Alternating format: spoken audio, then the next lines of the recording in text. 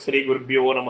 ఓం నమో భగవతే వాసుదేవాయ. భగవద్గీత 18వ అధ్యాయం మోక్ష సన్యాస యోగము నుండి వేళ మనం 61వ శ్లోకాన్ని పరిశీలన చేసుకుందాం. ఈశ్వర సర్వభూతానాం హృద్దేశే అర్జున తిష్టతి భ్రామయన్ సర్వభూతాని యంత్రారూఢాని మాయయా. భగవానులు చెబుతూ ఉన్నారు, ఓ అర్జున, జగన్నియామకుడు పరమేశ్వరుడు అనగా అంతర్యామి మాయ చేత సమస్త ప్రాణుల యొక్క హృదయమున వెలయుచున్నాడు. కాబట్టి ఈశ్వరుడు ఎచ్చట ఉన్నారు, ఏమి చేయుచున్నారు అను ప్రశ్నలకిచ్చట సమాధానము చెప్పబడినది. ఈశ్వరుడు దూరముగానే ఉన్నాడని తలంచుట వెర్రి. వారు జీవులకు అతి సమీపమున హృదయమందు కూడా ఆత్మరూపమున అధివసించుతున్నారు కనుకని సర్వభూతానం హృద్దేశి అని చెప్పబడినది. కావున భగవత్ సాన్నిధ్యమును ఎల్లప్పుడూ అనుభవించుచు పాపాచరణము లేక భక్తియుతులై మెలగవలెను. జీవులు చేయు సమస్త కార్యములను సంకల్పించు సమస్త సంకల్పములను ఈశ్వరుడు సాక్షి మాత్రుడై సదా వీక్షించుతూనే ఉండునని ఎవరును మరువరాదు. ఈశ్వరుడనగా ప్రభువు, శాసకుడు, నియామకుడు, రాజు. ప్రజలను శాసించున్నట్లు వారు సమస్త ప్రాణికోట్లను శాసించుదురు. వారి వారి కర్మానుకూలముగా ఫలముల నొసంగుదురు. రాజాజ్ఞను మీరినచో జనులకెట్లు దండనము లభించును, అట్లే ఈశ్వరుని ఆజ్ఞయు ధర్మము నుల్లంఘించినచో మనుజుడు వారిచే శిక్షితుడై తన దుష్కర్మ ఫలితమగు ఘోర దుఃఖమును అనుభవించును. కావున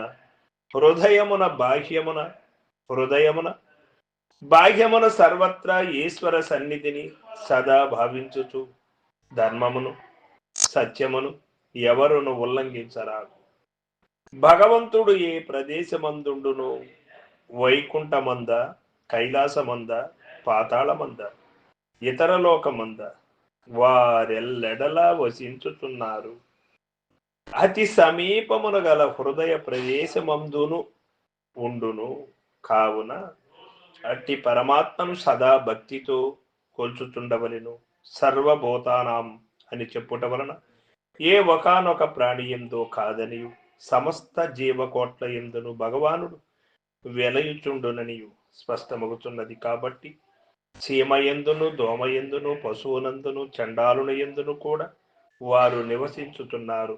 కానీ ఎవని చిత్తము నిర్మలముగా నుండునో అతని ఎందు లెస్సగా భాషించును, వ్యక్తమగును. యంత్రారూఢాని అనగా ఈశ్వరుడు మాయ ద్వారా సమస్త జీవులను సంసార రూప యంత్రమున త్రిప్పుచున్నారు. ఈ యంత్రము యొక్క పెద్ద చక్రములపై చిక్కుకొనిన చీమ గాని పురుగు గాని ఆ చక్రముతో పాటు తిరుగుతూనే ఉండును. అట్లే జీవులను ఈశ్వరుని చే మాయా ద్వారా త్రిప్పబడుతున్నారు. ఈ సంసార చక్రమును తగులుకొని ఆ చక్రముతో పాటు వివసులై తిరుగుతున్నారు. దాని నుండి తప్పించుకొనుటకు ఉపాయము రాబో శ్లోకమున భగవానుడు మనకు తెలియచేస్తారు. కాబట్టి మాయయా అని చెప్పుట వలన ఈశ్వరుడు ఈ సంసార చక్రమును త్రిప్పుచున్నప్పటికీ మాయ ద్వారా ఆ పరిభ్రమణమును గావించుట వలన వాస్తవముగా వారికి ఏమీ కర్తృత్వము లేకయే ఉన్నది. వారు సాక్ష్య మాత్రులై వర్తించుతున్నారు అని మనకు తెలియబడుతూ ఉన్నది.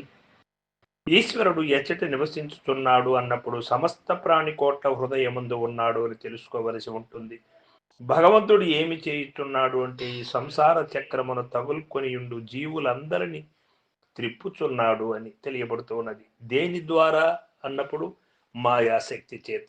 ఏ ప్రకారముగా అన్నప్పుడు యంత్రమందు తగులుకొని ఉండు పురుగు వలె అని చెబుతూ ఉన్నారు. జీవులు సంసార చక్రమును తగులుకొని పరిభ్రమించుచున్నారని చెప్పబడినది కదా. మరి వారు శాంతిని, సుఖమును, మోక్షమును ఎట్లు పొందగలరు? ఆ ఉపాయము మనం 62వ శ్లోకమున రేపటి రోజున తెలుసుకుందాం. సర్వం సద్గురు పాదార్పణమస్తు. జై గురుదేవ.